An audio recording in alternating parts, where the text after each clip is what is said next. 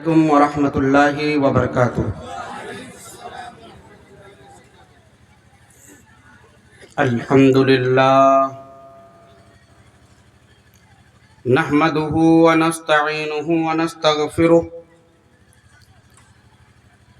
ونعوذ باللہ من شرور انفسنا ومن سیئات اعمالنا من يهده الله فلا مضل له ومن يضلل فلا هادي له أشهد أن لا إله إلا الله وحده لا شريك له وأشهد أن محمدا عبده ورسوله أرسله بالحق بشيرا ونذيرا أما بعد فإن خير الحديث كتاب الله وخير الهدي هدي محمد صلى الله عليه وسلم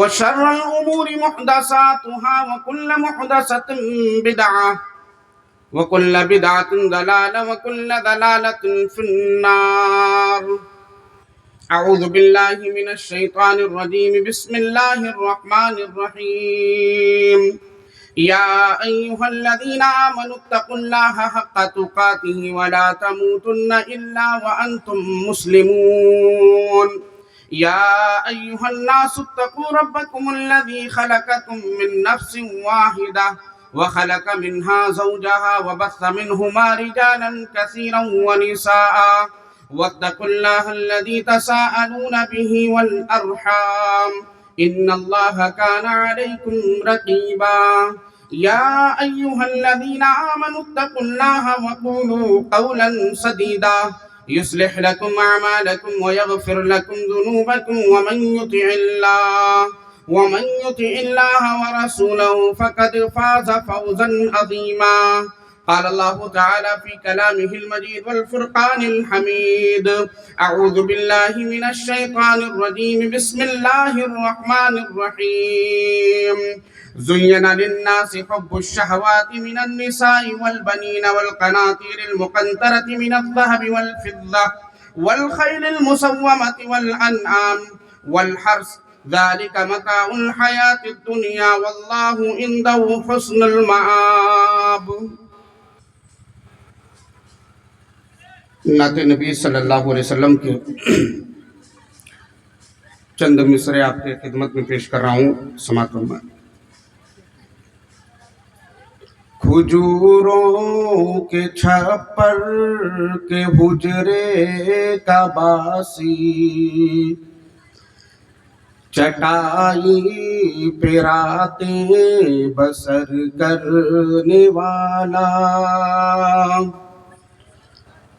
کھجوروں کے چھپر کے حجرے کا باسی چٹائی پہ راتیں بسر کرنے والا، وہ ایک رحمت دو جہاں اور پھر بھی سدا نان جو پہ گزر کرنے والا، کھجوروں کے چھپر کے حجرے کا باسی چٹائی پہ راتیں بسر کرنے والا، ضلالت زدہ نوع انسان کے غم میں مصلی کو اشکوں سے تر کرنے والا، ضلالت زدہ نوع انسان کے غم میں مصلی کو اشکوں سے تر کرنے والا، خدا کے گناہ گار بندوں کی خاطر دعاؤں میں رو رو سحر کرنے والا، کھجوروں کے چھپر کے حجرے کا باسی چٹائی پہ راتیں بسر کرنے والا، مواخات کی بزم آراستہ ہے وہ دیکھو مہاجر وہ انصار دیکھو، مواخات کی بزم آراستہ ہے وہ دیکھو مہاجر وہ انصار دیکھو، ہر ایک نے ہر ایک چیز تقسیم کر دی، محبت وہ دیکھو وہ ایثار دیکھو، کھجوروں کے چھپر کے حجرے کا باسی، چٹائی پہ راتیں بسر کرنے والا، رہا کارزار حنین و احد میں کھڑا استقامت کی دیوار بن کر، رہا کارزار حنین و احد میں کھڑا استقامت کی دیوار بن کر، پڑا حق پہ جب بھی کٹھن وقت کوئی وہ نکلا عساکر کا سالار بن کر، کھجوروں کے چھپر کے حجرے کا باسی، چٹائی پہ راتیں بسر کرنے والا، زمانے کی محفل کو جس نے سنوارا اسے حق نے محبوب کہہ کر پکارا، زمانے کی محفل کو جس نے سنوارا اسے حق نے محبوب کہہ کر پکارا، ہزاروں سلام اس مقدس نبی پر، تھا ٹوٹے دلوں کا مہرباں سہارا، کھجوروں کے چھپر کے حجرے کا باسی، چٹائی پہ راتیں بسر کرنے والا۔ اسٹیج پر تشریف فرما علماء کرام، معزز سامعین، پردہ نشین ماؤں اور بہنوں، آپ کے اس دیار میں میری پہلی حاضری ہے، اور اس پہلی حاضری میں اللہ کا شکر ہے اور احسان ہے کہ آپ کے ہاں کے مانے جانے خطیب، مقرر اور عالم دین عبداللہ الکافی صاحب سے میری ملاقات ہوئی، جن کو میں فیس بک کی دنیا سے جانتا تھا، اور آپ کے ہی علاقے کے حافظ محمد رمضان صدیقی صاحب، یہ میرے بہت پرانے ساتھی ہیں، 2004 سے مسلسل 2011 تک ہم لوگ ایک ہی کلاس میں الحمدللہ کلاس ساتھی رہے ہیں، ہم لوگوں نے عالمیت تک ایک ساتھ پڑھائی کی، ان کے بھائی مولانا عبد المالک مدنی حفظہ اللہ صاحب بھی الہ آباد لال گوپال گنج کی دھرتی پر وہ بھی تعلیم حاصل کر رہے تھے، ان سے بھی ایک لمبی مدت کے بعد ملاقات ہوئی، اللہ کے فضل اور احسان سے۔ آئیے اللہ کے نام سے اب کچھ باتیں آپ کے سامنے میں نبی صلی اللہ علیہ وسلم کی دنیا سے بے رغبتی، اس کے تعلق سے میں کچھ عرض کر دوں۔ نبی صلی اللہ علیہ وسلم ہمارے لیے آئیڈیل ہے، نمونہ ہے، نبی کی پوری زندگی ہمارے لیے آئینہ ہے، اور نبی جناب محمد مصطفیٰ صلی اللہ علیہ وسلم کی ذات وہ ذات ہے جسے قرآن نے کہا وَمَا أَرْسَلْنَاكَ إِلَّا رَحْمَةً لِلْعَالَمِينَ، اے نبی ہم نے آپ کو تمام جہان والوں کے لیے رحمت بنا کر بھیجا، یعنی نبی صلی اللہ علیہ وسلم کی جتنے بھی قول اور فعل ہیں، جو بھی چیز ہے وہ اس میں رحمت ہی رحمت ہے، ہمیں رحمت تلاش کرنی چاہیے۔ نبی صلی اللہ علیہ وسلم مکے کی سرزمین پر نبی بنا کر بھیجے گئے، اور یہ وہ سرزمین ہے جسے انبیاء کی سرزمین کہہ سکتے ہیں۔ ایک بڑے خاندان میں آپ پیدا ہوئے، لیکن آپ کو دنیا میں دلچسپی نہیں ہے، دنیا کے مال و متاع سے محبت نہیں ہے، بلکہ ایک زہد و تقوی والی زندگی آپ گزارتے ہیں۔ زہد کہتے ہیں کہ کسی چیز سے بے رغبت ہو جانا، انٹرسٹ نہ اس میں، یا یوں کہیے کہ آخرت کے لیے دنیا کے تمام لذائذ و مرغوبات سے بے رغبت ہو جانا، یعنی دنیا کی چیزیں ہیں بس جتنی ضرورت اتنی استعمال کریں، اس سے زیادہ نہیں۔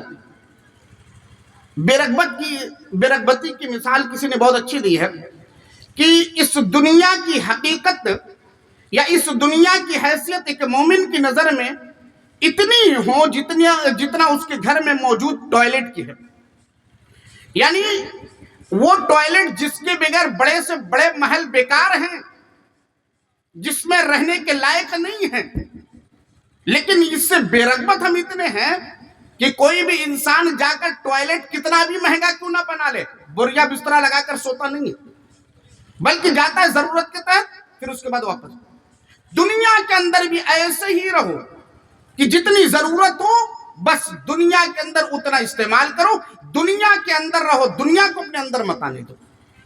اللہ کے نبی جناب محمد مصطفیٰ صلی اللہ علیہ وسلم نے اپنے قول اور فعل سے اسی چیز کی تعلیم دی، یہاں تک کہ جب اللہ کے نبی نے دین کا مشن اٹھایا تو مکے والوں نے مال کی لالچ دی، پوری دنیا قدموں میں رکھ دینے کی لالچ دی، آپ مکے کے سب سے امیر ہو جائیں گے، آپ کو سردار بنا دیا جائے گا، دنیا کی لالچ دیتے رہے۔ لیکن اللہ کے نبی صلی اللہ علیہ وسلم نے کیا کیا کہ ان تمام چیزوں کو ٹھوکر مار دی۔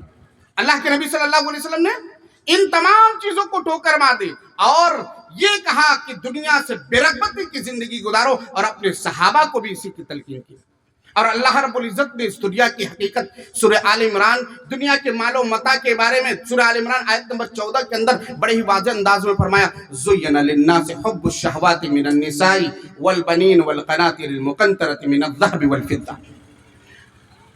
لوگوں کے دلوں میں من چاہی چیزوں کی محبت کوٹ کوٹ کر بھر دی گئی ہے، جیسے عورت کی محبت، بال بچوں کی محبت، اور اسی طریقے سے جمع کیے ہوئے سونے چاندی خزانے جو ہیں ان کی محبت، والخیل المسومۃ والانعام، پالے ہوئے گھوڑے اور چوپایوں کی محبت، والحرث، کھیتی کی محبت، ذالک متاع الحیات الدنیا، یہ دنیاوی چیزیں۔ آج دیکھ لیجئے، میں آپ کے ہاں 11 بجے قریب آیا اور دوپہر میں ٹہلنے نکلا تھا آپ کے ہاں، ماشاءاللہ بڑی خوبصورتی ہے اللہ نے دی ہے، کھیت لہلہا رہے ہیں، جس آدمی نے اس کھیت پر محنت کی ہے وہ جیسے ہی پھل دیکھ رہا ہے، جیسے ہی کھیتی کو لہلاتے دیکھ رہا ہے، اس کے دل کی دنیا سے پوچھو کیا عالم ہوگا۔ اللہ کہہ رہا ہے یہ کھیتی کی محبت تمہارے اندر ہے، یہ جمع کیے ہوئے خزانوں کی محبت، یہ دنیاوی چیزیں ہیں، اصل چیز اللہ کے پاس ہے۔ یہ دنیاوی چیزیں ہیں، اصل چیزیں اللہ کے پاس، یعنی دنیا کے اندر کرم کرتے جاؤ۔ ہلکا سا سیٹی مار رہا ہے، اس کو کم کیجئے، مائک آپریٹر کہاں ہے، اس کو ہلکا سا کم کیجئے۔ تو یہ دنیا کی چیزیں ہیں، اللہ کے ہاں جو ہے یہاں کرم کرتے جائیے، نماز پڑھتے جائیے، صدقات کرتے جائیے، زکوٰۃ ادا کرتے جائیے، روزہ رکھتے جائیے، قرآن کی تلاوت کرتے جائیے، ہر ایک نیکی کرتے جائیے، دنیا کے اندر یہ کر لیجئے۔ اللہ قیامت کے دن کیا کہہ رہا ہے کہ جنت کے شکل میں بہت بڑی نعمت تیار کر کے رکھا ہوں۔ میرے بھائیوں ذرا تصور کیجئے، یہ دنیا کی حقیقت ہے۔ دوسری آیت سورہ کہف آیت نمبر 46 میں اللہ کہتا ہے، المال والبنون زینۃ الحیات الدنیا، یہ مال و دولت، یہ اولاد، یہ دنیا کی زینت ہے، دنیا کی خوبصورتی ہے، اس میں بھلائی نہیں ہے تمہارے لیے آخرت کے لیے کچھ۔ اگر ان اولاد کو صحیح راستے پر لگا دو، اگر یہ مال صحیح راستے پر لگا دو تب تو بھلائی ہے، لیکن اگر یہ غلط راستے پر چلے گئے، مال غلط طریقے سے خرچ کر دیا، ہم نے اپنی پوری زندگی غلط طریقے سے خرچ کر دی، تو یاد رکھیے گا یہاں پر بھی یہ وبال جان اور آخرت میں بھی وبال جان۔ میرے بھائیوں، اب ایک سوال یہ پیدا ہو رہا ہے، میں نے جو آپ کے سامنے موضوع رکھا وہ ہے نبی صلی اللہ علیہ وسلم کی دنیا سے بے رغبتی۔ نبی صلی اللہ علیہ وسلم کی یہ زندگی جو تھی بے رغبتی والی زندگی، یہ اختیاری تھی یا مجبوری؟ غور کیجیے، نبی صلی اللہ علیہ وسلم کی یہ زندگی جو ہے اختیاری ہے یا مجبوری؟ اب سیرت پڑھیے۔ آج ہمارے ہاں کمی یہ ہے کہ ہم نبی کی سیرت نہیں پڑھتے، ہمیں سب کے بارے میں معلوم ہے۔ اگر کسی سے میں پوچھ لوں، کسی نوجوان سے پوچھ لوں نبی صلی اللہ علیہ وسلم کی کتنی بیویاں تھی، کیا کیا نام تھے، نہیں معلوم۔ نبی کے کتنے اولاد تھی، نام بتاؤ، نہیں معلوم۔ نبی صلی اللہ علیہ وسلم کے حالات نہیں معلوم۔ لیکن اگر میں پوچھ لوں کہ وراٹ کوہلی کے کتنے شتک ہوئے ہیں، ہر شخص بتائے گا ٹیسٹ میں اتنے ہیں، ون ڈے میں اتنے ہیں، 20 میں اتنے ہیں، فلاں ریکارڈ ہے، یہ ریکارڈ، وہ ریکارڈ۔ اگر پوچھ لی گا فلانے خان صاحب کی فلم نے کتنی کمائی کی، فوراً بتائیں گے اتنے ہزار کروڑ۔ فلاں آدمی کی فلم آئی تھی، یہ کتنے کی کمائی ہوئی، سب چیز معلوم ہے، لیکن اللہ کے نبی کے بارے میں نہیں معلوم۔ نبی کی یہ زندگی مجبوری نہیں تھی، اختیاری تھی۔ نبی درس دینا چاہتے تھے لوگوں کو۔ ذرا نبی کی تاریخ پڑھیے۔ نبی صلی اللہ علیہ وسلم کی سب سے پہلی بیوی حضرت خدیجہ رضی اللہ تعالی عنہا، یہ مکے کی سب سے بڑی مالدار عورت تھی، اللہ کے نبی کی نکاح میں آتی ہیں۔ نبی صلی اللہ علیہ وسلم چاہتے تو ان کے مال و دولت سے فائدہ اٹھاتے اور اپنے لیے شیش محل تیار کر لیتے، اپنے لیے بہترین قسم کے مکے میں سب سے عالی شان گھر تیار کر لیتے، ایک بہترین بنگلہ تیار کر سکتے تھے۔ لیکن قربان جائیے مائی خدیجہ پر، قربان جائیے نبی کریم جناب محمد مصطفیٰ صلی اللہ علیہ وسلم کے شان اقدس پر، ذات مقدس پر، کہ انہوں نے وہ اپنے حضرت خدیجہ نے اپنے مال کو اللہ کے نبی کے حوالے کیا۔ اے نبی صلی اللہ علیہ وسلم، جو بھی مال کی ضرورت ہو دین کے راہ میں خرچ کرنے کی، تبلیغ کے لیے جو بھی آپ کو ضرورت ہو آپ خرچ کیجیے۔ نبی نے خرچ کیا، کس لیے؟ دین کی تبلیغ کے لیے۔ تب آج ہے یہ دین ہم تک پہنچا ہے۔ ذرا یہ نبی صلی اللہ علیہ وسلم کی دعا کیا؟ نبی کبھی دعا کرتے تھے کہ اللہ مجھے مال دے دے؟ آج ہماری دعائیں ہوتی ہیں، ہم نماز پڑھتے ہیں، نماز پڑھنے بھی آتے ہیں کب؟ جب مال و دولت میں کمی آنے لگے، دکھائی دے کہ اب مندہ ہو رہا ہے، دھندا ہمارا مندہ پڑ رہا ہے، اب کپڑے نہیں بک رہے ہیں، کھیتیاں صحیح نہیں ہو رہی ہیں، ہمارے بکریاں مرنے لگے ہیں، گائے بیل مر رہے ہیں۔ اب جیسے ہی یہ منظر دکھائی دیتا چلو نماز کی طرف، اب آ رہے اللہ بیلوا مر گیا ہے ہمارا، اللہ مال ختم ہو رہے ہیں ہمارے، اللہ کپڑوا نہیں بک رہا ہے، سب چیز اللہ رب العزت داری کی ذریعے اللہ رب العزت سب ہم گریہ وزاری کرتے ہیں۔ کس لیے؟ مال کے تعلق سے، مالداری کے بارے میں اللہ مالدار بنا دے، یہ ہماری دعائیں ہوتی ہے۔ غلط نہیں ہے مالداری کی دعا مانگنا، لیکن غلط یہ ہے کہ مالداری آنے کے بعد اس رب کو بھول جاؤ جس نے اس مال کو دیا ہے تم سے، اس راستے کو چھوڑ دو جس راستے پر مال خرچ کرنے کا اللہ نے حکم دیا ہے۔ ہم مسجدوں کو ویران چھوڑ دیں، مدارس کو ویران چھوڑ دیں، بیواؤں کو ایسے رہنے دیں، یتیموں کا خیال نہ رکھیں، ہمارے محلے کا کیا حال ہے اس کے بارے میں ہمیں پتہ نہ ہو، دنیاوی لایانی چیزوں میں ہم مست ہو جائیں۔ جب یہ مستی آ جائے گی تو یاد رکھنا ہماری ضلالت اور ہماری اسی طریقے سے تباہی قریب ہے۔ نبی کی دعا کیا ہے؟ آئیے حدیث اٹھائیے۔ حضرت ابو ہریرہ رضی اللہ تعالیٰ عنہ اس حدیث کے راوی ہیں، مسلم شریف میں 1055 نمبر کی حدیث ہے۔ اللہ کے نبی ہاتھ اٹھاتے ہیں، دعا ہے اللہم اجعل رزق آل محمد قوتا، اے اللہ آل محمد کو جو رزق عطا فرما وہ رزق اتنا ہو جتنے پہ گزارا ہو جائے۔ یہ دعا ہے، اللہم اے اللہ آل محمد کو اتنا رزق عطا فرما جس سے ان کا گزارا ہو جائے۔ ہماری آج دعائیں ہوتی اللہ 2 بیل ہو گئی ہیں، 1 بیل اور ہو جائے، اللہ 2 اسکارپیو ہو گئی 1 اور ہو جائے۔ یہ ہم دعا نہیں کرتے، اللہ جتنا مال ہم کو دیا اللہ رب العزت اس میں برکت دے دے۔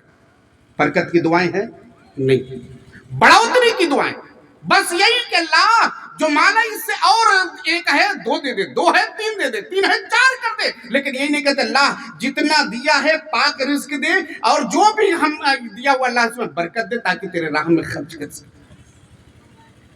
اور اسی طریقے سے ایک حدیث اور اٹھائیے، حضرت انس بن مالک رضی اللہ تعالیٰ عنہ حدیث کے راوی ہے، ترمذی شریف میں 2352 نمبر کی حدیث۔ اللہ کے نبی دعا کریں، اللہم احیینی مسکینا وامتنی مسکینا واحشرنی فی زمرۃ المساکین یوم القیامہ۔ اے اللہ مجھے مسکینی کی حالت میں زندہ رکھ، اے اللہ مجھے غریبی کی حالت میں زندہ رکھ، میں بہت بڑا سیٹھ بننا نہیں چاہتا ہوں، میں بہت مالدار نہیں بننا چاہتا ہوں۔ یہ اللہ سے ریاوزاری کر رہے ہیں، اے اللہ، اللہم احیینی مسکینا، اللہ مجھے مسکینی کی حالت میں زندہ رکھ، وامتنی مسکینا، اور جب مجھے اپنے پاس بلا، جب مجھے موت دے تو اللہ مسکینی کی حالت میں دے، واحشرنی فی زمرۃ المساکین یوم القیامہ، اے اللہ جب قیامت کے دن مجھے اٹھا تو مسکین کے زمرے میں اٹھا۔ حضرت عائشہ کہتی ہیں قالت عائشہ لما یا رسول اللہ، حضرت عائشہ کہتی ہے اللہ کے نبی آپ یہ دعا کیوں کرتے ہیں؟ آپ مالداری کی دعا کیوں نہیں کرتے؟ آپ مسکینی کی دعا کیوں کرتے ہیں؟ زندگی مسکینی والی، موت بھی مسکینی والی، قیامت کے دن اٹھائے جائے تو مسکینی والی، اللہ کے نبی صلی اللہ علیہ وسلم آپ دعا یہ کیوں کرتے ہیں؟ اللہ کے نبی کہتے ہیں انہم یدخلون الجنت قبل اغنیاء ب40 خریفہ، کیونکہ مسکین جو ہے وہ مالداروں سے، سیٹوں سے، یہ بڑے بڑے کوٹھی والی جو ہیں، جن کے پاس ہزاروں کروڑوں کی دولتیں ہیں، ان سے 40 سال پہلے جنت میں داخل ہوں گے۔ اللہ اکبر! سوچیے آپ امیر بن رہے ہیں، ایک آدمی غریب ہے جسے حقیر جانا جا رہا ہے، ایک آدمی غریب ہے جسے محلے میں شادی پڑ جائے دعوت نہیں دی جا رہی ہے، ایک آدمی غریب ہے مسجد کے متولی نہیں بنائے جا رہے، متولی تو چھوڑیے ممبر بھی نہیں بنا رہے، کیوں؟ غریب آدمی اس سے کیا فائدہ ہے؟ اللہ کے نبی کہہ رہے ہیں کہ مسکین جو ہے، غریب جو ہے، وہ مالداروں سے 40 سال پہلے جنت میں داخل ہوں گے۔ اللہ اکبر! ذرا سوچیے آپ نبی صلی اللہ علیہ وسلم کی زندگی کا اندازہ لگائیے کہ اللہ کے نبی صلی اللہ علیہ وسلم کی زندگی کیسی تھی۔ اور آگے بڑھیے، ایک حدیث اور دیکھتے ہیں۔ حضرت ابو ہریرہ رضی اللہ تعالیٰ عنہ حدیث کے راوی ہیں، بخاری میں 2389 نمبر کی حدیث۔ اللہ کے نبی صلی اللہ علیہ وسلم نے کہا لو کان لی مثل احد ذهبا ما يسرنی الا يمر على ثلاث وعندي منه شيء، اللہ کے نبی کہہ رہے ہیں میرے پاس احد پہاڑ کے برابر سونا ہو جائے۔ جو لوگ عمرہ کے لیے یا حج کرنے کے لیے گئے ہوں گے وہ جانتے ہوں گے احد پہاڑ کتنا بڑا پہاڑ ہے۔ جب میں گیا تھا پچھلے سال عمرہ پر، احد پہاڑ کو میں نے دیکھا، میں سوچ میں پڑ گیا، یہ احد پہاڑ جو 2-3 کلومیٹر میں پھیلا ہوا ہے، ہم ایک جنازے کی نماز پڑھتے ہیں، حدیث مبارکہ کے اندر ہے کہ 1 قرات ثواب ہے جنازے کی نماز پڑھنے پر، مٹی دے دے 2 قرات ثواب ہے۔ اور صحابہ کرام نے پوچھا کہ قرات کیا ہے؟ کہا احد پہاڑ کے برابر اللہ کے نبی نے۔ میں سوچنے لگا، اپنی نگاہ دوڑا رہا ہوں، یہ احد پہاڑ، میں صرف جنازے کی نماز پڑھ رہا ہوں، اتنا ثواب ہم کو مل رہا ہے۔ اللہ اکبر! میں مٹی دے دوں 3 مرتبہ اٹھا کے قبر میں مٹی ڈال رہا ہوں، 1 مرتبہ 2 مرتبہ 3 مرتبہ، ایک پہاڑ اور تیار۔ میرے نبی کہہ رہے ہیں اگر اس احد پہاڑ کے برابر میرے پاس سونا ہو جائے، مجھے یہ پسند نہیں کہ 3 دن سے زیادہ وہ میرے گھر میں رہے۔ نبی کیا کہے؟ مجھے یہ پسند نہیں کہ 3 دن سے زیادہ میرے پاس رہے، لیکن ہاں میں اس میں سے اتنا ہی رکھوں گا جتنا میرے اوپر کسی کا قرض ہو، یعنی مجھے قرض کی ادائیگی جو کرنی ہے بس اتنا چھوڑ کر میں پورا صدقہ کروں۔ ایک حدیث اور دیکھیں، عقبہ بن حارث کہتے ہیں، بخاری کی حدیث 851 نمبر، کہتے ہیں میں نے مدینے کے اندر نماز پڑھی، قال صلیت وراء النبی صلی اللہ علیہ وسلم بالمدینہ العصر فسلم ثم قام۔ عقبہ بن حارث کہتے ہیں کہ میں نے نماز پڑھی، اللہ کے نبی صلی اللہ علیہ وسلم سلام پھیرا، سلام پھیرتے ہی اللہ کے نبی فٹاک سے کھڑے ہو گئے، جلدی سے کسی ازواج مطہرات کے حجرے میں گئے۔ وہاں جانے کے بعد اب یہاں صحابہ کرام سوچ رہے ہیں کہ اللہ کے نبی اتنی جلدی میں کیوں تھے؟ اللہ کے نبی نماز پڑھتے ہیں، سلام پھیرتے ہی فوراً اٹھتے ہیں، کسی ازواج مطہرات کو حجرے میں جاتے ہیں۔ صحابہ کرام ادھر پریشان، نبی کو کوئی پریشانی ہو گئی، کوئی مصیبت تو نہیں آ گئی، کوئی دقت تو نہیں ہے، اسی کشمکش میں تھے کہ اللہ کے نبی باہر آتے ہیں۔ اللہ کے نبی صلی اللہ علیہ وسلم دیکھتے ہیں کہ صحابہ کرام حیران ہیں کہ اللہ کے نبی اتنی جلدی میں کیوں گئے۔ اللہ کے نبی صلی اللہ علیہ وسلم نے کہا کہ تم لوگ تعجب میں ہو کہ میں اتنی جلدی کیوں گیا؟ مجھے یاد آیا تھا کہ سونے کا ایک سکہ جو ہے، سونے کا ایک ڈھیلا جو ہے میرے گھر میں پڑا ہوا تھا، اور بار بار میرا دل اسی کی طرف جا رہا تھا۔ میں یہ نہیں چاہتا کہ میرا دل اس طرف جائے. میں گھر کے اندر جلدی سے گیا, ازواج مطہرات کو حکم دیا کہ یہ سونے کا ڈھیلا جو ہے اب یہاں موجود نہ ہو, اسے صدقہ کر دو. یہ میرے نبی کی زندگی ہے میرے بھائیوں. آج ہمارے پاس مال آ جائے تو اسے سینت کر رکھتے ہیں. ایک الماری, دو الماری, الماری کے اندر کوئی جو اگر وہ تہ خانہ بنا ہوا اس کے اندر رکھتے ہیں, اور بار بار روز گنا جا رہا ہے. میرے نبی کہہ رہے میں نہیں چاہتا کہ اس سونے کی طرف میرا دل لگا رہے. یہ میرے نبی کی زندگی کیا ہے. میرے نبی کی زندگی کے اندر آپ کبھی چاہ رہے ہیں کہ نبی کی زندگی کو اپنا لیں؟ میں نہیں کہتا ہوں کہ آپ گدے پر مت سوئیے, میں نہیں کہتا ہوں کہ بڑی بڑی بلڈنگیں مت بنائیے. بنائیے آپ بڑی بلڈنگیں, بہترین گھر بنائیے, خوبصورت گھر بنائیے, بہترین قسم کے گدے پر سوئیے, صوفہ لے آئیے. لیکن یاد رکھیے جب اللہ کی اطاعت کی باری آئے اللہ کی اطاعت کیجیے. نماز کا وقت ہو نماز پڑھیے, زکوٰۃ کا وقت ہو زکوٰۃ ادا کیجیے, صدقات و خیرات کی ضرورت ہو وہ کیجیے, قرآن کی تلاوت کیجیے, اولاد کو نمازی بنائیے, اولاد کو نیک بنائیے, تمام چیزیں کیجیے, دنیا سے بھی فائدہ اٹھائیے. میں نہیں کہتا ہوں کہ گدے پہ سونا بند کر دیجئے. نبی صلی اللہ علیہ وسلم چٹائی پہ سوتے تھے, نہیں, آپ سوئیے لیکن اللہ کو مت بھولیے گا, اللہ کے نبی کی بتائے ہوئے راستے کو مت چھوڑیے گا.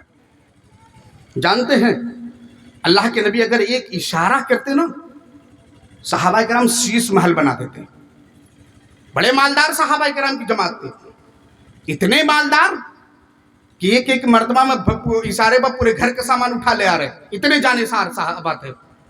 حضرت عثمان غنی کے واقعات بڑے مشہور ہیں, لیکن نبی صلی اللہ علیہ وسلم کی 9 بیویاں, بر وقت 9 بیویاں تھیں ہجرت.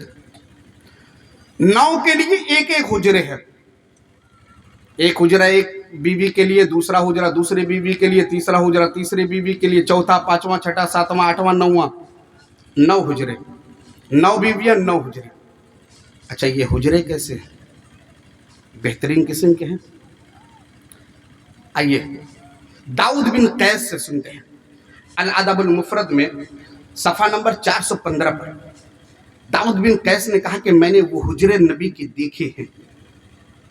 نبی کی 9 بیویوں کے وہ حجرے مدینہ میں نے دیکھے ہیں.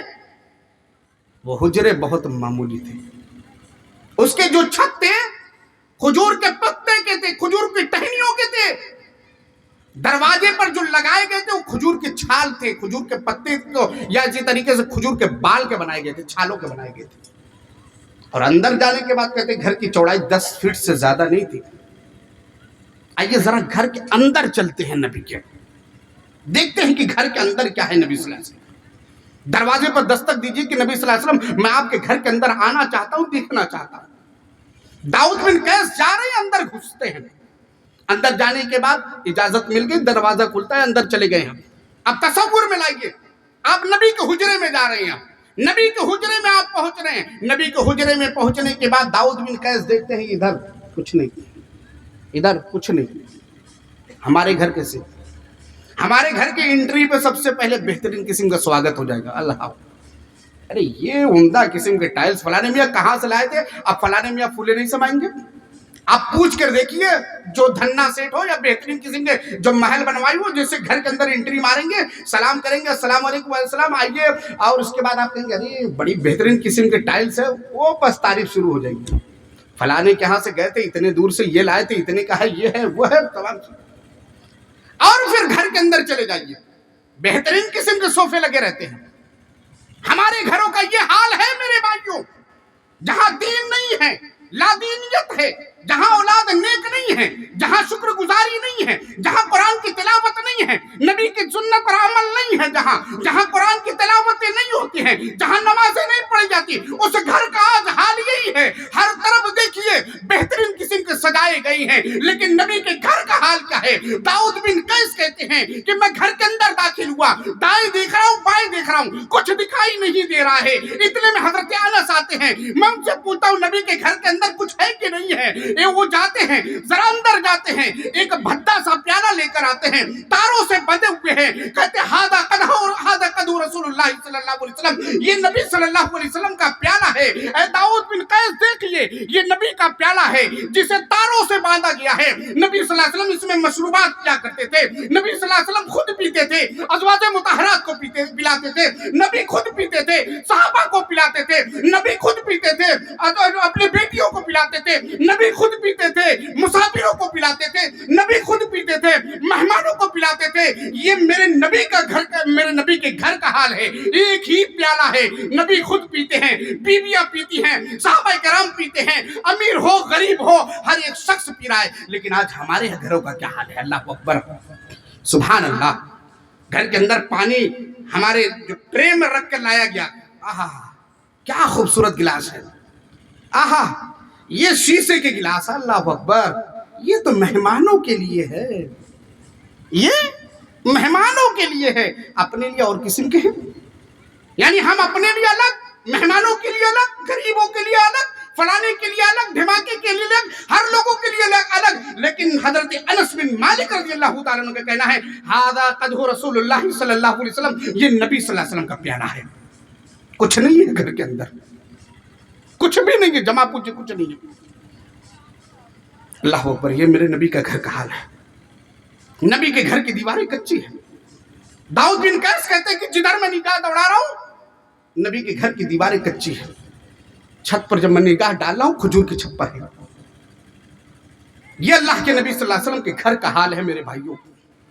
नबी के घर की दीवारें कच्ची तो थी, लेकिन उस घर के अंदर नबी की रहमतें थी, उस घर के अंदर नबी की इबादतें थी, उस घर के अंदर नबी के बहते हुए आंसू थे, उस घर के अंदर नबी सल्लल्लाहु अलैहि वसल्लम की सिसकियां थी, उस घर के अंदर नबी सल्लल्लाहु अलैहि वसल्लम रात को अपनी उम्मत के लिए रोया करते थे। इस कदर रोया करते थे कि कभी नबी सल्लल्लाहु अलैहि वसल्लम के आंसू देखकर अल्लाह जिब्रील अलैहिस्सलाम को कहता था, जरा जाओ जिब्रील, मोहम्मद से पूछो, मेरे प्यारे नबी से पूछो कि आखिर मामला क्या हो गया है, किस लिए रो रहे हैं। हजरत जिब्रील अलैहिस्सलाम आया करते थे। हजरत अब्दुल्लाह बिन अम्र बिन आस रज़ियल्लाहु ताला की हदीस है, मुस्लिम शरीफ की 202 नंबर की हदीस है। अल्लाह के नबी सल्लल्लाहु अलैहि वसल्लम, रात की तारीकी है, हर तरफ सन्नाटा छाया हुआ है, मदीने के अंदर लोग सोए हुए हैं, मदीने के अंदर हर शख्स ख्वाबो गफलत में सोया हुआ है। नबी उठते हैं, वजू बनाते हैं, नबी नमाज के लिए खड़े हो गए, मुसल्ले पर खड़े हो रही हैं, सूरह फातिहा की तिलावत करते हैं। तिलावत के बाद फिर क्या मामला होता है, हजरत इब्राहिम अलैहिस्सलाम के कौम का जिक्र होता है,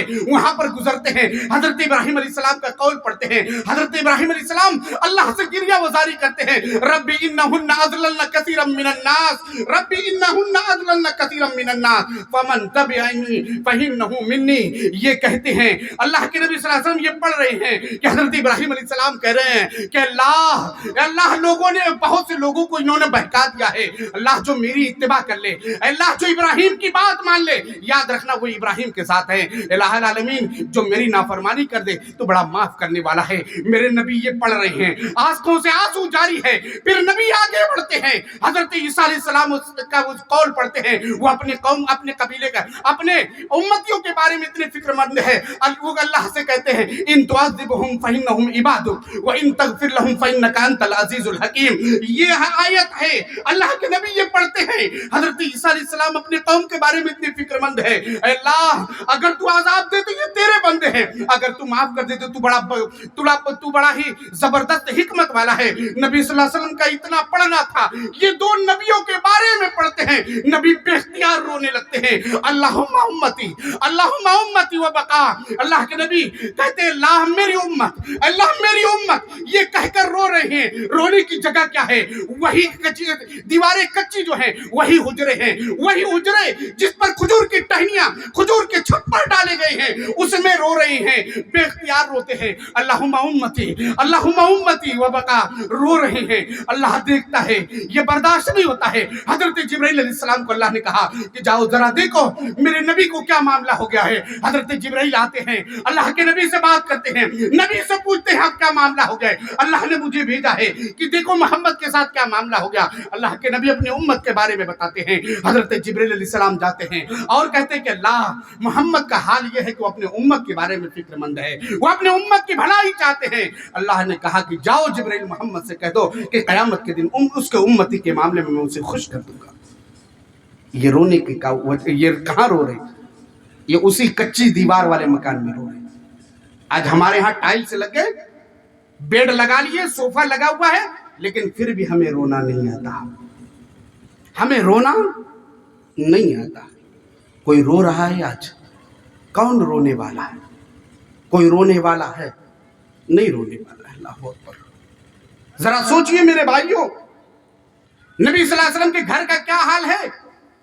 نبی کے گھر کے اندر وہ پیالہ دیکھا، وہ کچی دیواریں تھی، نبی کی سسکیاں ہیں، نبی کی رونے کی آہٹیں ہیں.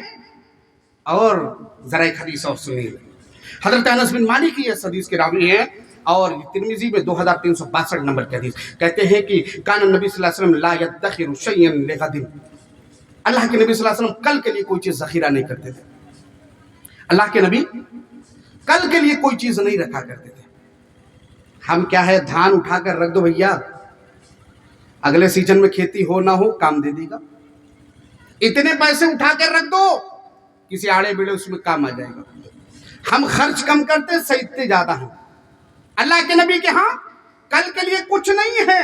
آج ہمارے ہاں کل کی فکر پہلے ہے، اور اس زندگی کا ٹھکانہ ایک سیکنڈ اور ایک لمحے کی نہیں ہے. لیکن ہمیں فکر ہے، ہم بچا کر رکھ لیتے ہیں. صدقہ و خیرات لوگ آ کر کہتے جائے فلانے سیٹھ صاحب مسجد کے اندر ضرورت ہے، چٹائی بچھانی ہے، مائک کا انتظام نہیں ہے، پلاسٹر نہیں ہو پائے ہیں، فرش کی تیاری باقی ہے، کچھ دے دیجیے. نہیں ہمارے پاس. آج کل کہاں کام دھندا ہوتا ہے. بڑے ٹھاڑ سے ہم کرسی پر بیٹھے ہوئے رہیں گے، کوئی کام ہم آج کل ہے ہی نہیں، کیا کیا جائے. بڑی مولوی صاحب بہت کیا بتایا جائے، کیا زمانہ آ گیا. ایسے ہی ہمارے الفاظ ہوتے. ہمیں وہاں کیا کہنا چاہیے؟ شکر گزاری کرنی چاہیے. دیکھیے امام صاحب آئے ہیں، متولی صاحب آئے ہیں، گاؤں کا کوئی ذمہ دار ہے، مسجد کے چندے کی بات ہے نا. دیکھیے صاحب یہ لے جائیے چندہ، دعا کیجیے اللہ تعالیٰ ہماری مالی حالت کو درست فرما دے، ہمارے کاروباری حالت کو درست فرما دے. یہ طریقہ ہونا چاہیے، یہ اللہ کو پسند ہے. آپ ہزار گنوا دیں کام ہی نہیں ہے، کچھ نہیں ہے، سب ختم ہو گیا ہے. اب تو کسی طریقے سے گزارا ہو رہا ہے. اور جا کے گھر کے اندر دیکھ لیجیے تو مرغ مسلم روز بنتے ہوں گے. گھر کے اندر دیکھیے تو ایسیاں 4-5 ہوں گی. سونے والے ایک کمرے میں، چاروں ایک کمروں میں ایسیاں چل رہی ہیں. یہ فضول خرچی کر لیتے ہیں صاحب، لیکن کیا مجال کی مسجد کے اندر دے دے، کچھ نہیں دے پاتے. ذرا اور آگے بڑھی. نبی کی دنیا سے بے رغبتی کتنی ہے. ایک واقعہ دیکھیے، المعجم الصغیر للطبرانی میں حدیث نمبر 626. عبداللہ بن عباس رضی اللہ تعالیٰ عنہ اس حدیث کے راوی ہیں. بہت ہی دل کو چھو لینے والا واقعہ. میرے نبی کی زندگی ایسی زندگی تھی. حضرت ابو بکر صدیق رضی اللہ تعالیٰ نے دوپہر کے وقت گھر سے باہر نکلتے ہیں. باہر نکل کر چاروں طرف دیکھ رہے ہیں، کوئی نہیں ہے. تپتی ہوئی دھوپ ہے، عرب کا صحرا ہے. عرب کی سرزمین پر دھوپ ایسی بہت تیز ہوتی ہے. اتنے میں حضرت عمر رضی اللہ تعالیٰ عنہ آگے. وہ بھی دیکھ رہے ہیں چاروں طرف، تو دیکھ رہے ہیں کہ حضرت ابو بکر صدیق رضی اللہ تعالیٰ. ابو بکر سے کہتے، ابو بکر رضی اللہ تعالیٰ عنہ پوچھتے کہ عمر کیوں باہر نکلا ہے؟ کہا اللہ کی قسم میرے پیٹ میں کچھ نہیں ہے، میں بہت بھوکا ہوں، کچھ تلاش میں نکل آئے کہیں کچھ مل جائے کھانے کی. حضرت ابو بکر صدیق کہتے کہ اللہ کی قسم یہی چیز نے مجھے بھی باہر نکال دی. ابھی یہ دونوں بات ہی کر رہے تھے، نبی صلی اللہ علیہ وسلم بھی آ گئے. دیکھتے ہیں کہ دونوں باہر نکل اور کہتے ہیں کہ ابو بکر اور عمر کیا معاملہ ہے، دونوں اس وقت باہر ہو. بتاتے ہیں کہ اللہ کے نبی بھوک بہت تیز لگی. اللہ کے نبی نے بھی کہا کہ مجھے بھی بھوک بہت تیز لگی. اللہ کی قسم، اس ذات کی قسم جس کے ہاتھ میں میری جان ہے، محمد بھی اسی وجہ سے باہر نکل کر آئے ہیں. اس نبی کا حال ہے جو اپنی امتیوں کے لیے رو رہا ہے اور وہ بھوک کی وجہ سے گھر سے باہر نکل آئے. کہا چلو حضرت ابو ایوب کے گھر کی طرف بڑھتے. دروازے پر دستک دی، تینوں آدمی پہنچے. اللہ کے نبی نے پوچھا، اتنے میں ان کی بیوی باہر آتی ہے. اللہ کے نبی نے پوچھا کہ ابو ایوب کہاں ہے؟ کہا کہ ابو ایوب جو ہے باغ میں گئے ہوئے، آتے ہی ہوں گے. اب دیکھیں اللہ کے نبی وہاں سے واپس ہو گئے. یہ ہے کہ حضرت ابو ایوب نے بلایا تھا اللہ کے نبی کو، لیکن اللہ کے نبی کو کچھ کسی وجہ سے لیٹ ہو گیا. اب یہاں انداز نبوی دیکھیے. بیوی کہتی ہے کہ ابھی گئے ہوئے ہیں، باغ میں آئیں گے. اللہ کے نبی واپس ہونے لگتے ہیں. ہم کسی کے گھر میں جائے، دستک دے، فلانے میاں ہیں، فلانے میاں نہیں ہیں، آپ بیٹھیے نہیں، واپس ہو جائیے، جب وہ آئیں گے تو آپ کو فون کر لیں گے. واپس ہوئے. حضرت ابو ایوب اپنے बाग से देख ली कि अल्लाह के नबी वापस जा रहे, फौरन दौड़े दौड़े अल्लाह के नबी सल्लल्लाहु अलैहि वसल्लम आप वापस क्यों जा रहे? मैंने आपको बुलाया था लेकिन आपको लेट हो गया, जिस चीज के लिए मैंने बुलाया था उस चीज को हमने अपने घर वालों ने खा लिया। अल्लाह के नबी ने कहा कोई बात नहीं। कहा अबू अय्यूब ने कि आइए घर में चलिए। घर के अंदर पहुंचते हैं, अल्लाह के नबी सल्लल्लाहु अलैहि वसल्लम बैठते हैं और उसके बाद ताजी खजूरें लेकर आते हैं। अल्लाह के नबी सल्लल्लाहु अलैहि वसल्लम ने कहा कि मैं इसलिए नहीं आया था। हजरत अबू अय्यूब कहते हैं कि अल्लाह के नबी मैं जानता हूँ, मैंने आपको बुलाया था लेकिन यही मौजूद है, अभी इसको खा लीजिए। मेरी चाहत है कि आपको मैं ताजी खजूरें खिलाऊं, कुछ कच्ची खजूरें खिलाऊं, आप ये खाइए। मैं एक बकरी का बच्चा ज़बाह करता हूँ, अभी आपके लिए खाना तैयार करवाता हूँ। अल्लाह के नबी ने कहा अबू अय्यूब याद रखना किसी दूध देने वाली जानवर को मत कुर्बान करना। कहा अल्लाह के नबी नहीं कुर्बान करूंगा। इतने में निकलते हैं, अपने बीवी को कहते हैं कि जरा रोटी बनाओ, मैं जाता हूं एक बच्चे को ज़बाह करके लाता हूं। बकरी का बच्चा ज़बाह करते हैं, आधी लेकर आते हैं, वो बनाते हैं, उसको भूनते हैं, नबी के पास लेकर आते हैं, नबी के सामने रखते हैं। मेरे नबी की आंखों से आंसू जारी हो गया कि ये अल्लाह की नेमत यहाँ मौजूद है। फौरन रोटी का टुकड़ा उठाते हैं, चंद गोश्त के टुकड़े रखते हैं, अबू अय्यूब ले जाओ, ये मेरी बेटी फातिमा को दे दो क्योंकि कई दिन से उसने भी ऐसे खाने नहीं खाए हैं। ये मेरे नबी के घर का हाल है कि मेरे नबी खाने कई दिन हो जाते भूखे, खाने नहीं खा रहे। जरा सोचिए उस बाप के दिल पे क्या बीता होगा जिसने इतने अच्छे खाने देके, और उसे याद भी आया कि फातिमा बिन्त मोहम्मद भी कई दिन से इतने अच्छे खाने नहीं खाए। वो उठाते और उसके बाद कहते कि अबू अय्यूब ले जाओ फातिमा बिन्त मोहम्मद के घर थोड़ा सा पहुंचा दो। आज हमारे यहाँ क्या है, हम अच्छे से खाते हैं लेकिन क्या याद है हमें कि इस हमारे टोले के अंदर, हमारे इस मोहल्ले के अंदर कुछ गरीब भी हैं जो हर रोज सब्जियां खाते हैं लेकिन हम हर रोज मुर्ग मुसल्लम खाते। लाओ कुछ हुआ उनके यहाँ पहुंचा दे, नहीं पहुंचाने वाले। नबी की दुनिया से बेरगबती इतनी है, उनको खाने की फिक्र नहीं लेकिन इबादत की फिक्र होती थी। मेरे भाइयों कितनी नबी की दुनिया से बेरगबती है। जरा एक हदीस सुनते हैं, बुखारी की 5413 नंबर की। अबू हाजिम पूछते हैं सहल बिन साद से कि क्या अल्लाह के नबी सल्लल्लाहु अलैहि वसल्लम ने कभी अपनी जिंदगी के अंदर मैदा खाया? गौर से सुनिए, आज हम हर रोज मैदा खाते हैं। हजरत सहल बिन साद कहते हैं कि मैंने नबी सल्लल्लाहु अलैहि वसल्लम को कभी मैदा खाते हुए नहीं देखा, यहां तक कि नबी सल्लल्लाहु अलैहि वसल्लम दुनिया से रुखसत हो गए। हजरत अबू हाजिम कहते हैं क्या नबी के दौर में छलनियां थी, यानी जिससे आटे चाले जाते हैं?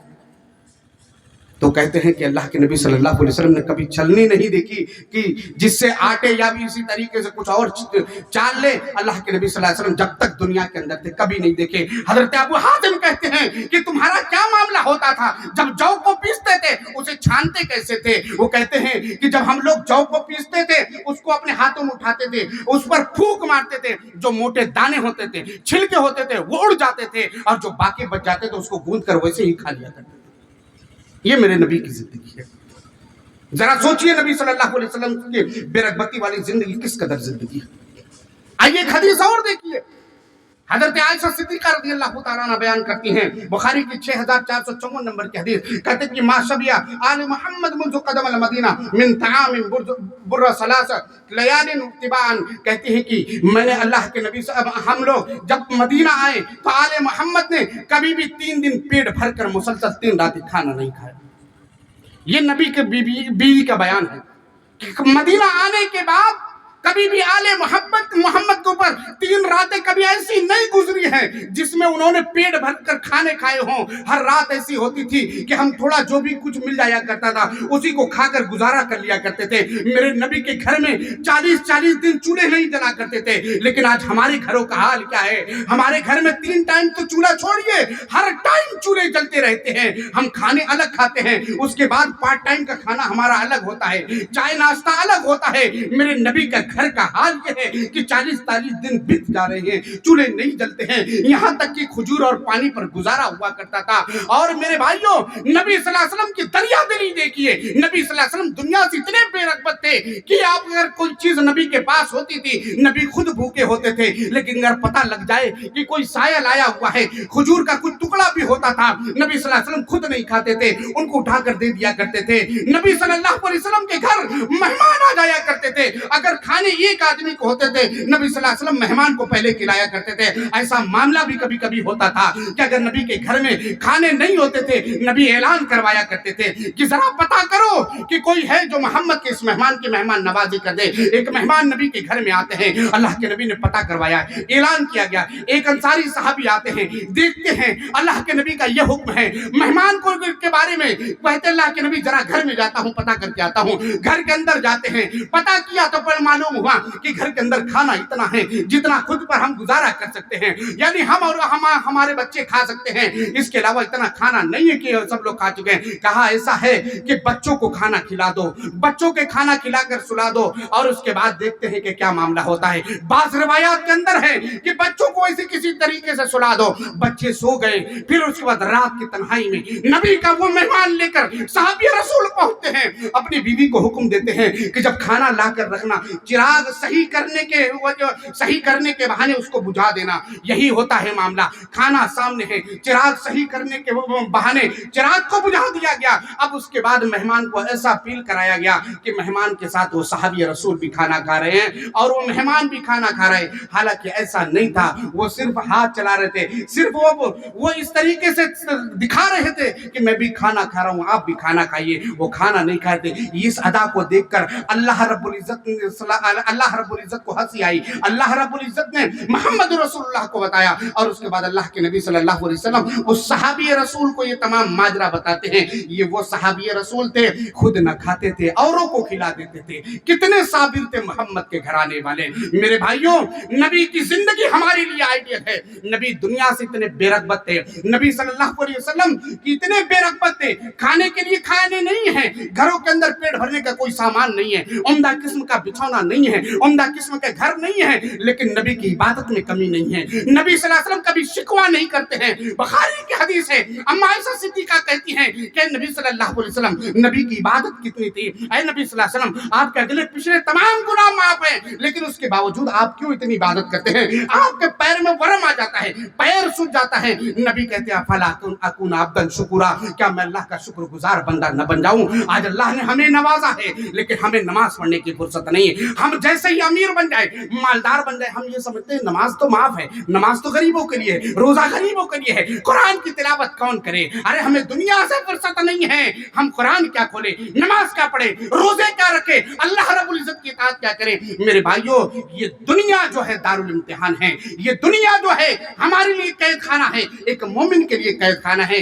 इसमें हमें कैदी बनकर रहनी चाहिए, हमें आसाइश की जिंदगी बहुत नहीं गुजारनी चाहिए। अगर आसाइश की जिंदगी गुजार रहे तो गुजारिए, लेकिन अल्लाह को मत भूलिए, नबी की शरीयत को मत भूलिए, नबी के तरीक़त को मत भूलिए, नबी की सुन्नतों का मजाक मत उड़ाइए। मेरे भाइयों, नबी सल्लल्लाहु अलैहि वसल्लम का हाल क्या था? नबी सल्लल्लाहु अलैहि वसल्लम दुनिया से कितने बेरगबत थे। अब्दुल्लाह बिन उमर रज़ियल्लाहु तआला अन्हुमा की एक हदीस देते हैं, बुखारी की 6416 नंबर की, कहते हैं अखज़ रसूलुल्लाह सल्लल्लाहु अलैहि वसल्लम बिमनकिबैहि फक़ाला कुन फिद दुनिया कअन्नका गरीब औ आबिर सबील। कहते हैं अब्दुल्लाह बिन उमर रज़ियल्लाहु तआला अन्हुमा कहते हैं कि नबी सल्लल्लाहु अलैहि वसल्लम ने मेरे कंधे पर हाथ रखा, हाथ रखने के बाद कहा कुन फिद दुनिया कअन्नका गरीब, दुनिया के अंदर एक अनजान की तरह रहो, और आबिर सबील, एक मुसाफिर की तरह रहो, यानी दुनिया को अपने अंदर बसने मत दो, दुनिया के अंदर रहो, लेकिन एक ये समझो कि मैं सफर पर निकला हुआ हूँ।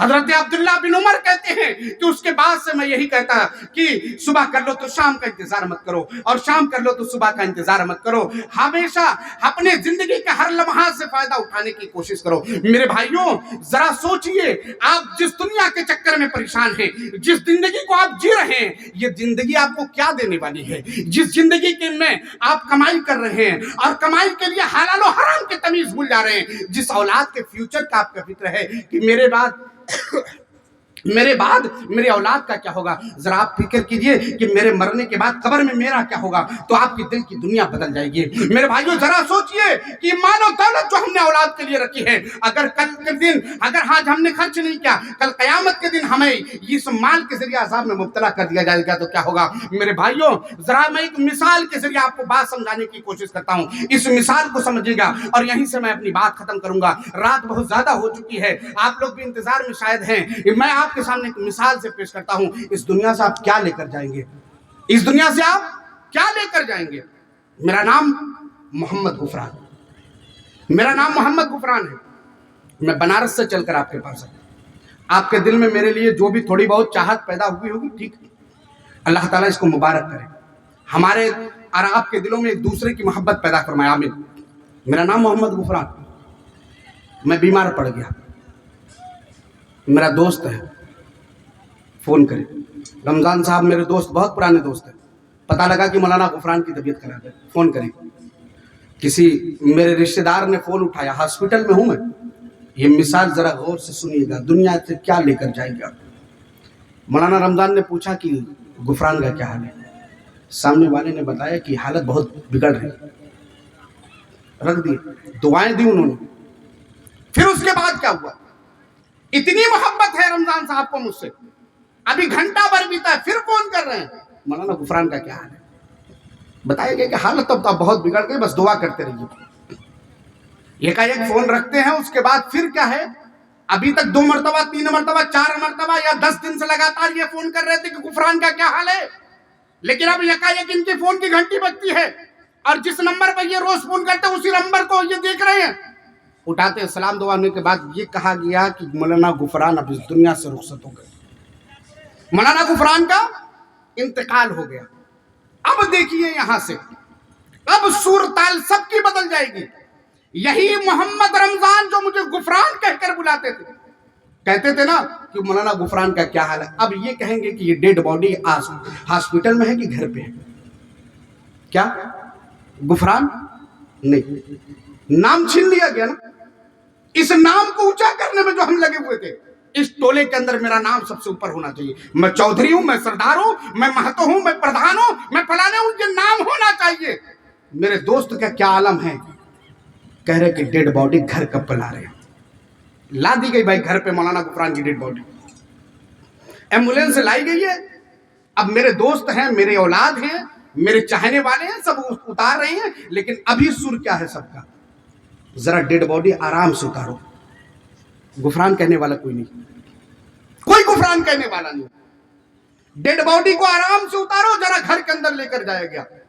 मौलाना गुफरान ने जो अपनी शान और शौकत बनाई थी, जो बेहतरीन किस्म की करोड़ों की बिल्डिंग बनाई थी, बेहतरीन किस्म के गद्दे लगवाए थे, लेकिन वहां पर न लेकर जाकर हमको अपने यहाँ एक मैदान जो है, जो हाल है, हमें वहां पर एक मामूली सी चारपाई बिछा रहे हैं, एक मामूली सी चादर बिछा रहे हैं, उस पर लेटा दे रहे हैं। और उसके बाद कह रहे हैं कि अब जो है मैयत की तैयारी करो। जरा सोचो, वो गद्दे नहीं है, अब वो घर नहीं है, वो आलीशान कमरे उसमें नहीं रख रहे हैं, हमें लाकर हाल में सुलाया जा रहा है। और ये कहा जा रहा है कि अब मैयत की तमाम तैयारियां करो। अब ये नहीं कहा जा रहा है कि जरा गुफरान के बारे में और तैयारियां करो। मेरे भाइयों, कुछ लोग और आते हैं जिनको कब्र खोदने की जिम्मेदारी दी गई है। अब वो कहते हैं कि जरा मैयत के नाप को ले लो। कोई ये कहने वाला नहीं कि गुफरान का नाप ले लो।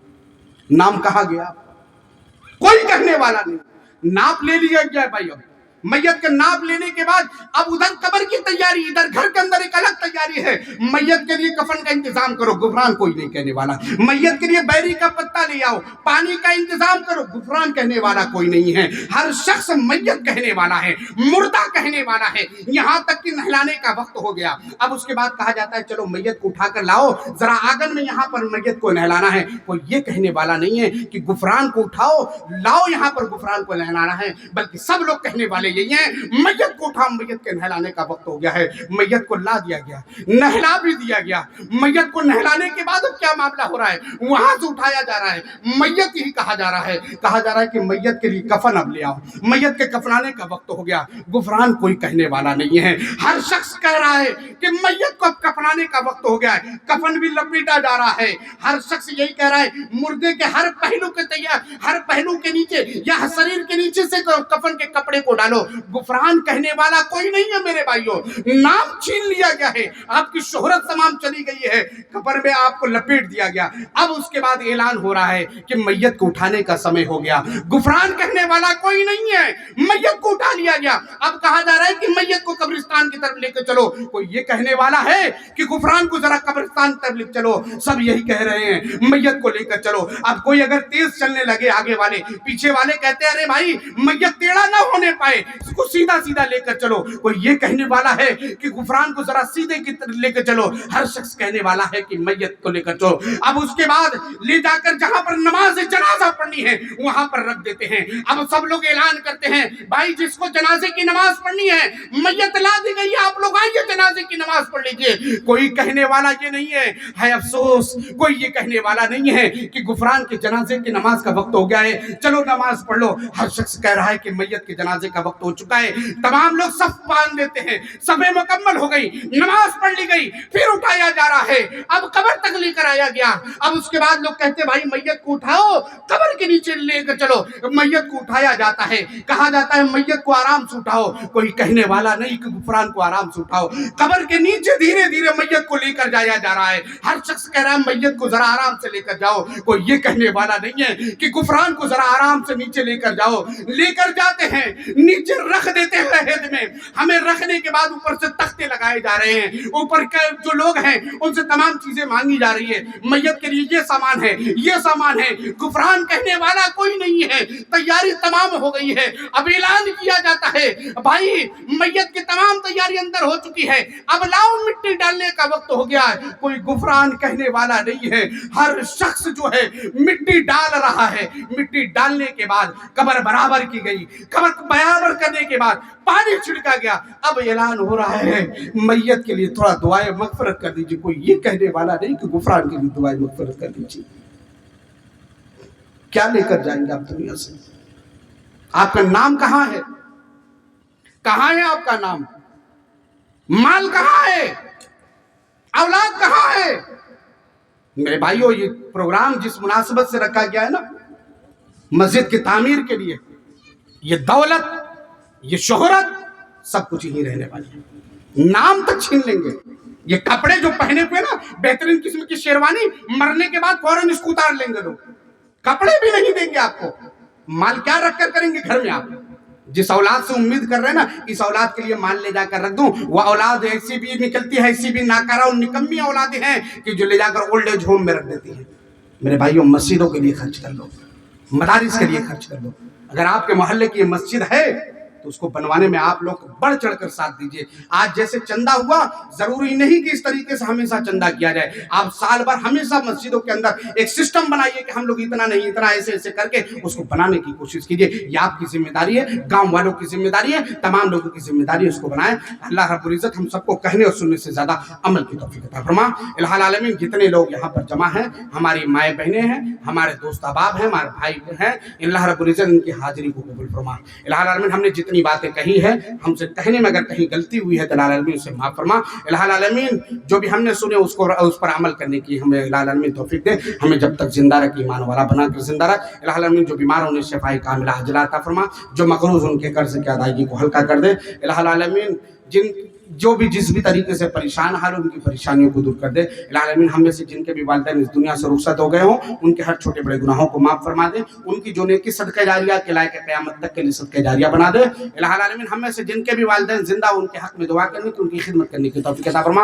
الہ العالمین, ہم تمام لوگوں کو ایک بنا, نیک بنا, اور ہمارا خاتمہ ایسے حال میں ہو کہ جس میں تو راضی ہو ہم سے, ہم تجھ سے راضی ہوں. موت کے وقت الہ العالمین ہم تمام لوگوں کو کلمہ لا الہ الا اللہ نصیب فرما. آمین. وآخر دعوانا الحمدللہ رب العالمین. السلام علیکم ورحمۃ اللہ وبرکاتہ.